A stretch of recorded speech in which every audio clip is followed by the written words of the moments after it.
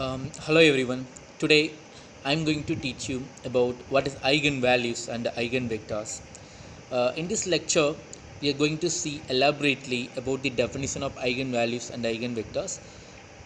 Followed by, we are going to solve some problems by using the definitions. Okay, let us see what is the definition of eigenvalues first. The values of lambda obtained from the characteristic equation, that is determinant of capital A minus lambda I is equal to 0, are called eigenvalues of capital A. There is another name for eigenvalues, that is latent value of capital A, or in sometimes it is called characteristic values of capital A. Okay, so eigenvalues is nothing but we need to find out what is the characteristic equation to find eigenvalues first. From that characteristic equation, we are going to find what are the roots. Okay, if we have a quadratic characteristic equation, then we will find out two roots. Okay, if we have cubic characteristic equation, then we need to find out three eigenvalues. So the eigenvalue is nothing but the roots which is obtained from characteristic equation is called the eigenvalues.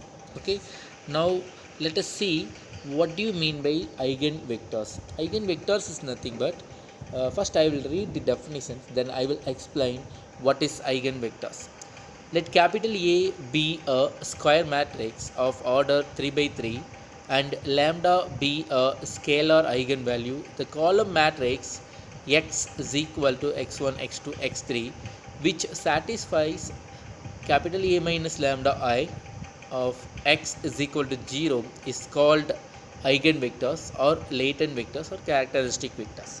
So eigenvector is nothing but simply to explain, suppose, okay, if we want to enlarge some object, for example, you take a balloon. Okay, if you want to enlarge that balloon, you need to give some force. Okay, that force, the value, the amount of that force, okay, giving that amount of that force is called eigenvectors. For example, if you if I simply we can say there is lot of examples for eigenvalues and eigenvectors. One example that I could say, that is to enlarge. Okay, in rocket construction. Okay, in rocket construction, to enlarge our rocket, we need to give some particular scalar amount. That amount, if you give that amount, definitely that amount will make your rocket to be enlarged.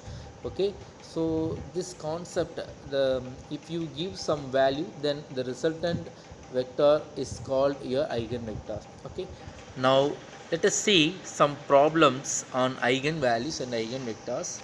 So eigenvalues and eigenvectors are playing a major role in engineering colleges. So we need to know clearly how to find eigenvalues and eigenvectors for all types of problem.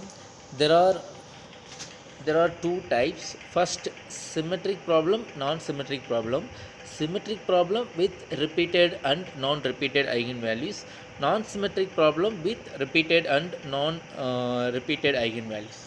Here we have a problem. This is symmetric or non-symmetric? This is non-symmetric. So for non-symmetric, how to find eigenvalues and eigenvectors? This is our first example. The given matrix is 3 by 3 matrix. First I will read the value. First row 2, 2, 0. Second row 2, 1, 1. Third row -7, 2, -3.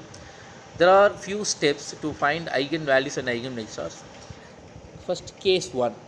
In case 1, we need to find out what is the characteristic equation. The characteristic equation is nothing but, to find the characteristic equation, we have a formula. If we have 2 by 2 matrix, then there is a formula to find characteristic equation. If we have 3 by 3 matrix, there is another formula to find characteristic equation. As we are having 3 by 3 matrix in this problem, our characteristic equation is lambda cube minus d1 lambda square plus d2 lambda minus d3 is equal to 0. Now we are going to find out the coefficient value of lambda, that is d1 d2 d3 1 by 1. There is another formula to find d1 d2 d3.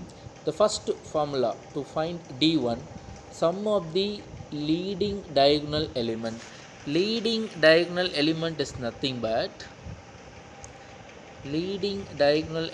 nothing but